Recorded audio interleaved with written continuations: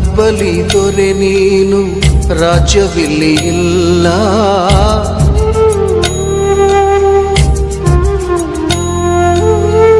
ತಬ್ಬಲಿ ದೊರೆ ನೀನು ರಾಜ್ಯವಿಲ್ಲಿ ಇಲ್ಲ. ನಿನ್ನುಸಿರ ದುಃಖವನ್ನು ಅಳೆದೋರು ಇಲ್ಲ.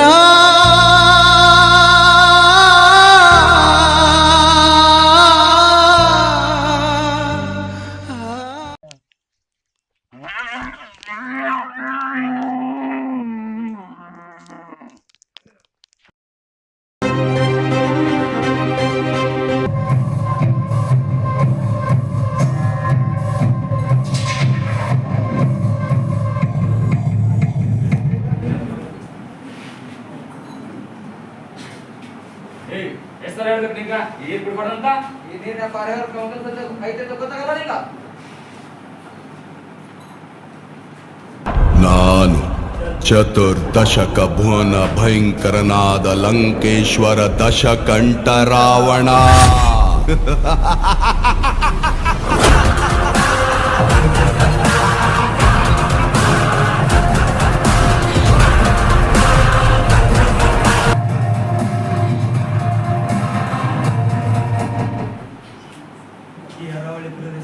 ಎಲ್ಲ ಬೆಟ್ಟ ಗುಡ್ಡ ಗಿಡ ಸಕಲ ಸಂಪತ್ತುಗಳಿಗೂ ಅಧಿಪತಿಯಾದ ಈ ಲಂಕೇಶ್ವರ ರಾವಣನಿಗೆ ಯಕಸಿ ಈ ಬೆಟ್ಟಪ್ಪನ ಹೊಲ ಆಕ್ರಮಿಸಿಕೊಳ್ಳೋದು ಲೆಕ್ಕ ರವಣ.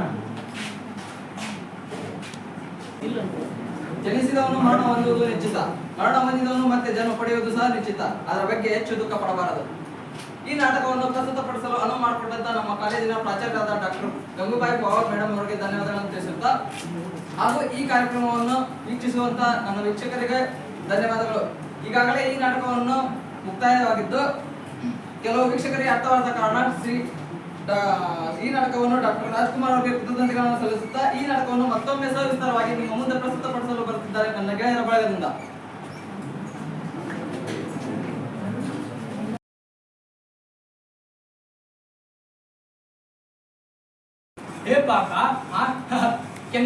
ಕೆಕ್ಕರಿಸಿ ನೋಡಿ ನೀನು ಗೆಲ್ಲಲ್ಲ. ಗೆಲ್ಲುವ ಆಸಕ್ತಿ ಈಗ ನಿನ್ನಲ್ಲಿಲ್ಲ. ಪರಮ ಕಪಿರೇತಿಯನ್ನು ನಿಂದಿಸಿದ ಮರುಕ್ಷಣವೇ ನಿನ್ನ ಪುಣ್ಯವೆಲ್ಲ ಉಳಿದು ಹೋಗು. ಪಾಪದ ಮೂಟೆ ನಿನ್ನ ಹೆಗಲ ಮೇಲೆ ಹತ್ತಿಕೊಂಡಿದೆ. ಕೂಡಿ ನಿನ್ನ ಗಾಡಿ ಎತ್ತುವ ಆ ಪರಮೇಶ್ವರನು ಕೊಟ್ಟ ಆ ನಿನ್ನ ಪಾಶುಷ. ಶಿವನನ್ನು ಗೆದ್ದ ಶೌರ್ಯ ನನಗೂ ಸ್ವಲ್ಪ ತಿಳಿಯಲಿ, ಅಥವಾ ಶಿವನನ್ನು ಗೆದ್ದೆ ಎಂಬ ಅಹಂಕಾರ ನನ್ನಿಂದಲೇ ಮಣ್ಣಾಗಿರುವುದು. ಅವರಿವರನ್ನು ಕೊಂದೇ ಎಂಬ ಸುರಳೋಗಕ್ಕಿಸುವ ಬಾಣ ಮತ್ಸ್ಯಂತ್ರವನ್ನು ಭೇದಿಸಿ ರಣಾಂಗಣದಲ್ಲಿ ವೀರವಿಹಾರ ಮಾಡಿದ ಅರ್ಜುನ ಭುಜಬಲದ ಪರಾಕ್ರಮ ಏನು ತಿಳಿಯುವುದು? ಯಾವುದು ತಿಳಿಯುವ ನಿನ್ನ ಭುಜಬಲದ ಪರಾಕ್ರಮ? ಸಮರದೋಳ್ ಆರ್ಜಿಸಿದ ಆ ನಿನ್ನ ವಿಜಯಗಳ ಮರ್ಮ ಎಲ್ಲದಕ್ಕೂ ಕಾರಣನು ಶ್ರೀಕೃಷ್ಣ ಪರಮಾತ್ಮ. ಹಗಲಿರುಳ ನೆರಳಂತೆ ತಲೆ ಕಾಯ್ದು ಕಾಪಾಡಿ ಜಯವ ತಂದಿತ್ತ ಆಯದು ನಂದನ. ಅವನಿಲ್ಲದೆ ಬಂದ ನೀನು ತುನಕ್ಕೆ ಸಮಾನ. ಅಸಹಾಯ ಶೂರ ನ ಪಕ್ಷೀನ ಬಲನೋ ಅರುಣೊಡನೆ ಹೋರಾಡಿ ಪಾಶುಪಥವಂ ಪಡೆದವನೋ. ಆಗ್ರಹದೊಳೆದುರಾಗೋ ಹರಿಗಳಂ ನಿಗ್ರಹಿಸೋ ವ್ಯಾಘ್ರಣಿವನೋ. ಉಗ್ರ ಪ್ರತಾಪಿ ಉಗ್ರ ಪ್ರತಾಪಿ ಸಭೆಯೊಳಗೆ ದ್ರೌಪದಿಯ ಸೀರೆಯನ್ನು ಸೆಳೆವಾಗ ಎಲ್ಲಿ ಅಡಗಿತ್ತೋ ಈ ನಿನ್ನ ಶೌರ್ಯ. ರಂಗಳ ಕಟ್ಟಿ ನಟಿಸಿ ತಕಧೈ ಎಂದು ನಾಟ್ಯ ಕಲಿಸಿದ ನಪುಂಸಕ ನೀನು.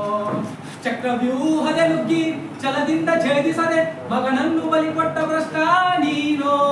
ಗಂಡು ಗಲಿಗಳ ಗೆಲ್ಲೋ ಗುಂಡಿಗೆಯು ನಿನಗೆಲ್ಲೋ ಖಂಡಿಸದೆ ಉಳಿಸುವೆ ಹೋಗೋ ಹೋಗೆಲೋ ಶಿಖಂಡಿ. ಶಿಖಂಡಿ ಎಂದಡಿಗರಿಗೆ ನುಡಿಯಬೇಡಲೋ ಮೂಡ. ಬಂಡರದೆಯ ಗುಂಡಿಗೆಯ ಖಂಡಿಸುತ್ತ ಕಣಚಂಡಿ ಕೌತನ ಬೀವ ಗಾಂಡೀವಿ. ಗಂಡುಗಲಿಗಳ ಕಂಡ ಉತ್ತಂಡ ಭೂಮಂಡಲದೊಳ ಕಂಡ ಕೀರ್ತಿ ಪ್ರಚಂಡ. ಚಂಡನೋ ಪ್ರಚಂಡನೋ ಕುಂದನೋ ನಿರ್ಧರಿಸು ರಣರಂಗ. ಉಡುಪಾನಗಳ ಮಾಡುವೆ ಮಾಡಭಂಗ. ಕದನದೋಳು ಕಲ್ಪಾಕನಂಕೆನಕ್ಕೆ ಉಳಿದವರಿಲ್ಲ. ಅಬ್ಬರಿಸಿ ಬೊಬ್ಬಿರಿದರಿಲ್ಲಾರಿಗೂ ಭಯವಿಲ್ಲ. ಆರ್ಭಟಿಸಿ ಬರುತ್ತಿದೆ ನೋಡು ಹಂತಕನ ಆಹ್ವಾನ. ಹಂತಕನಿಗೆ ಹಂತಕನು ಈ ಬಬ್ರುವಾನ.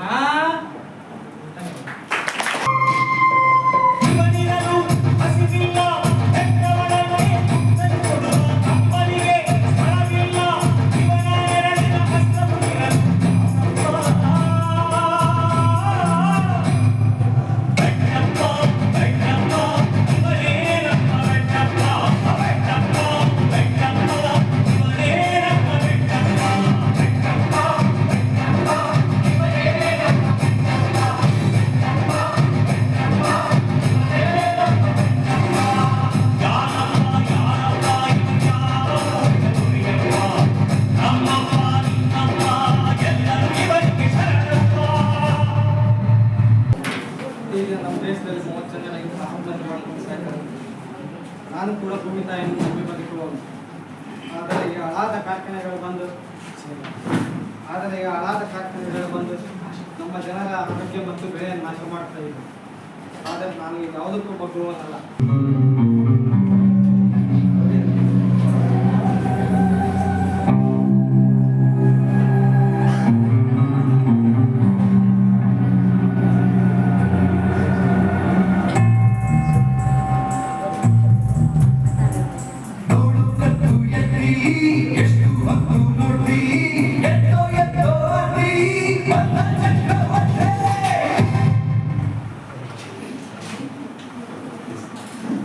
ಇಷ್ಟು ದಿನ ಸಾಮ್ರಾಟ ನಿಮ್ಮನ್ನ ಸಿಂಹರಾಶಿ ಗಂಡ ನನ್ನ ಗಂಡ ಅಂತ ಈ ರಾವಣನ ಗಂಡ ಅಂತ ಇಷ್ಟೆಲ್ಲ ಸಕಲ ಐಶ್ವರ್ಯಗಳಿಗೆ ಇಷ್ಟೆಲ್ಲ ಸಕಲ ಆಸ್ತಿ ಐಶ್ವರ್ಯ ವಜ್ರ ವೈಡೂರ್ಯಗಳಿಗೆ ಸಕಲ ಐಶ್ವರ್ಯಗಳಿಗೆ ಅಧಿಪತಿಯಾದ ಈ ರಾವಣನ ಗಂಡ ಅಂತಾರ ಸಾಧ್ಯನೇ ಇಲ್ಲ. ಹೋದ ತಿಂಗಳು ನನಗೆ ಆದ ಆಕ್ಸಿಡೆಂಟ್ ಅಲ್ಲಿ ಯಾರೋ ನಾಗರಾಜ ನನಗೆ ರಕ್ತ ಕೊಟ್ಟು ನನ್ನ ಜೀವ ಕಾಪಾಡಿ ಅವನ್ನ ಒಮ್ಮೆ ಆದ್ರೂ ಭೇಟಿಯಾಗಿ ಬರೋಣ.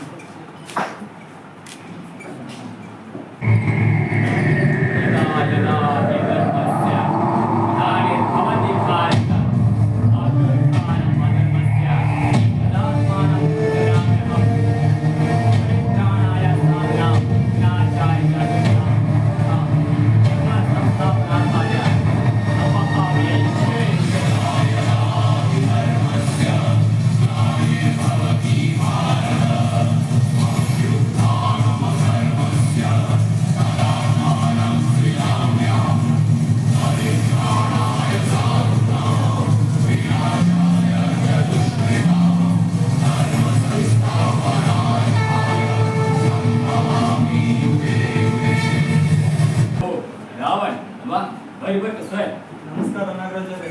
ಬನ್ನಿ ಸರ್, ನಮಸ್ತೆ. ಹೋಗಿದ್ರು ನಾ ಯಾರಂತ ಗೊತ್ತಿಲ್ಲ, ನನ್ಗೆ ಗೊತ್ತಾಗ್ಬೇಕು, ನನ್ನ ಜೀವ ಕಾಪಾಡಿದ್ರು. ತುಂಬಾ ಧನ್ಯವಾದಗಳು. ಅದರಲ್ಲೇನಿದೆ ಸರ್, ಒಬ್ಬ ಮನುಷ್ಯ ಕಷ್ಟದಲ್ಲಿದ್ದಾಗ ಇನ್ನೊಬ್ಬ ಮನುಷ್ಯ ಸಹಾಯ ಮಾಡೋದು ಮನುಷ್ಯ ಧರ್ಮ. ತಗೊಳ್ಳಿ, ಇದರಲ್ಲಿ 50 ಕೋಟಿ ರೂಪಾಯಿ ಇದೆ. ಇದೆಲ್ಲ ಬೇಡಿ ಸರ್, ನನಗೆ ಒಂದು ಕೆಲಸ ಕೊಡಿಸಿ. ನೀವು ತುಂಬಾ ಪ್ರಭಾವಶಾಲಿ ವ್ಯಕ್ತಿ ಅಂತ ಕೇಳ್ಪಟ್ಟಿದ್ದೀನಿ. ಅಷ್ಟೇ ತಾನೇ? ಬನ್ನಿ ಸರ್. ಹಾಗಾದ್ರೆ ಬಿಸ್ನೆಸ್ ಏನ್ ಸರ್? ನಿಮ್ಗೆ ಗೊತ್ತಾಗುತ್ತೆ, ಬನ್ನಿ ಸರ್.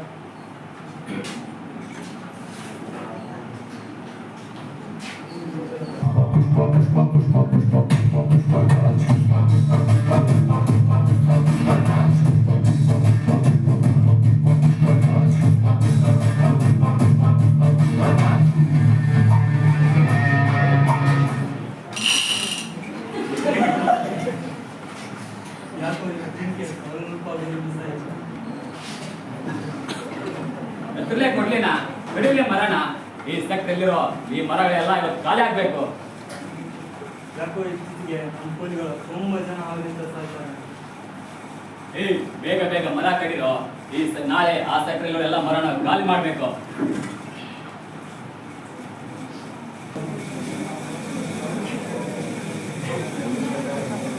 ಸರ್, 500ರಿಂದ 600 ಲಾರಿ ಅರವೈ ಬೆಟ್ಟದ ಕಾಡಿಂದ ರಹಸ್ಯವಾಗಿ ಸಿಕ್ಕಿದೆ ಸರ್. ಏನ್ ಹೇಳ್ತಿದ್ವಿ? 500ರಿಂದ 600 ಲಾರಿನ ಇದನ್ನೆಲ್ಲ ಮಾಡ್ತಾ ಇರೋದು ಆ ನಾಗರಾಜ್ ಮತ್ತು ರಾವಂತಿ ಅಂಗ. ಹಾ ಸರ್. ಹಾಗಾದ್ರೆ ನಡಿ, ಮತ್ತೆ ಹೋಗಿ ಅವ್ರನ್ನ ವಿಚಾರಿಸ್ಕೊಂಡ್ ಬರೋಣ.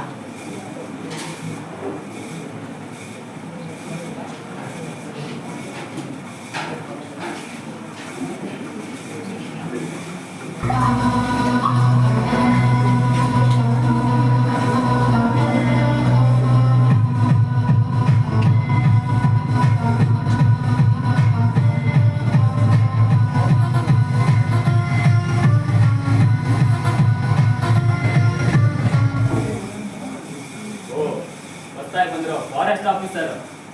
ಕರೆಕ್ಟ್ ಆಗಿ ಇದ್ದೀರಾ? ಬನ್ನಿ ಸರ್, ನಿಮ್ ಸ್ವಾಗತಕ್ಕೆ ತುಲಾಭರಣೆ ನಡೆಸೋಣ.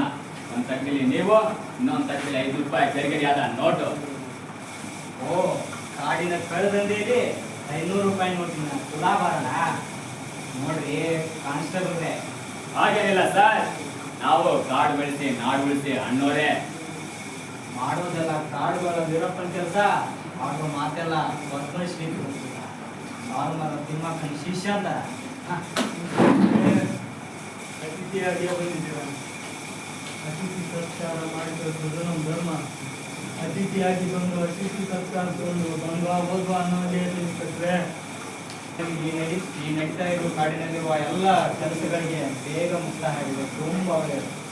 ಇಲ್ಲ ಅಂದ್ರೆ ನಾನೇ ಒಬ್ಬೊಬ್ಬರು ಬುದ್ಧಿ ಊಟ ಕೊಡ್ತೀನಿ. ಇಷ್ಟ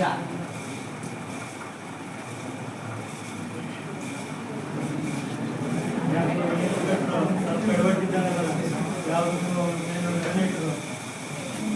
ಹೌದು, ಇದಕ್ಕೆ ನನ್ನ ಹತ್ರ ಒಂದು ಮಾಸ್ಟರ್ ಪ್ಲಾನ್ ಇದೆ.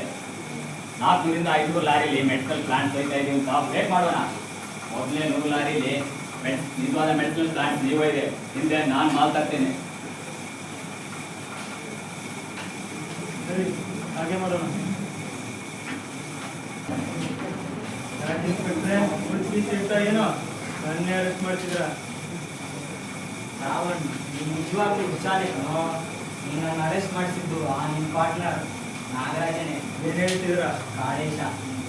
ಏನ್ ಹೇಳ್ತಿದ್ರ ಇನ್ಸ್ಪೆಕ್ಟ್ರೆ?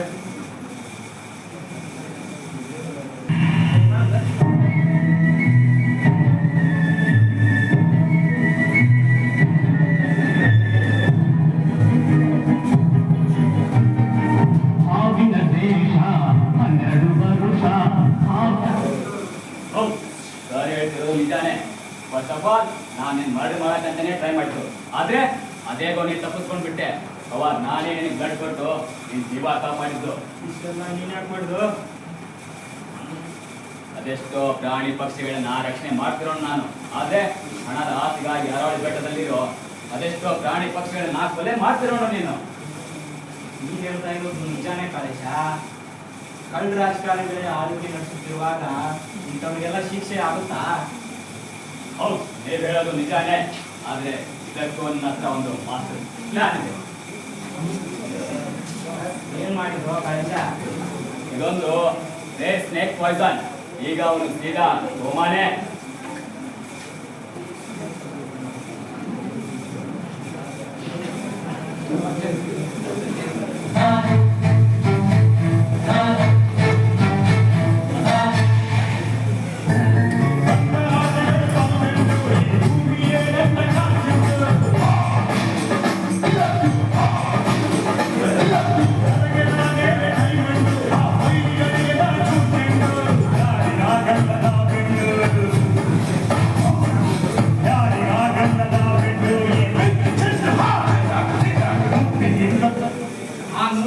ನಾನು ಯಾರೇ ನಾನು? ನೀವು ಹೇಳಿ ನಾನು ಯಾರು? ನಾನು ನಿಮ್ಮೊಳಗಡೆ ಒಬ್ಬ, ಈ ಸಮಾಜ ಒಳಗಡೆ ಒಬ್ಬ, ಈ ಪ್ರಕೃತಿ ಒಳಗಡೆ ಒಬ್ಬ.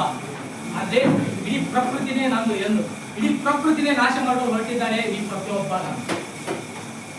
ಕೇವಲ 50 ವರ್ಷಗಳಲ್ಲಿ, ಹೌದು ಕೇವಲ 50 ವರ್ಷಗಳಲ್ಲಿ 70ರಿಂದ 80% ಪ್ರಾಣಿ ಪಕ್ಷಿಗಳನ್ನು ತಿಂದು ತೇಗಿ ಕೊಲೆ ಮಾಡಿ ಬಿಸಾಕಿದ್ದಾನೆ ಈ ನಾನು. ಭೂಮಿ ಮೇಲಿರೋ 80% ಅಗ್ರಿಕಲ್ಚರ್ ಲ್ಯಾಂಡ್, ವ್ಯವಸಾಯದ ಲ್ಯಾಂಡ್ ಕೇವಲ ಮಾಂಸಾಹಾರ ತಿನ್ನೋದಕ್ಕೆ ಬಳಸ್ತಾ ಇದ್ದೇನೆ ಈ ನಾನು.